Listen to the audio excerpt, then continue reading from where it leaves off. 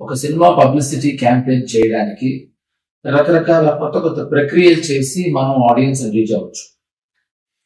But దానికోసం we don't have to stoop down. దానికోసం మనం ఒక బూత్ లో లేకపోతే ఒక అమ్మాయిని హాఫ్ నేకెడ్ గా చూపించటము లేదా లిప్ లాక్ చేయటము.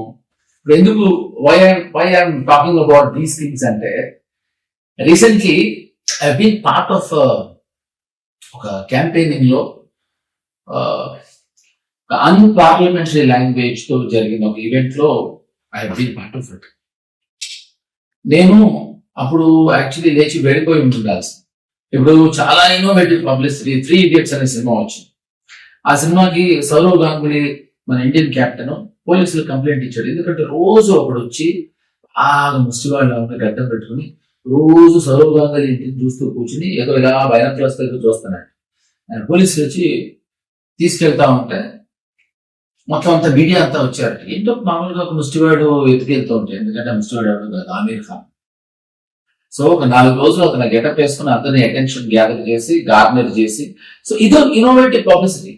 సంథింగ్ లైక్ దిస్ మనం కొంచెం కొంచెం బుర్రని కొంచెమైనా ఆలోచిస్తే I think it will work. So this is what I want to tell you. So I choosing you.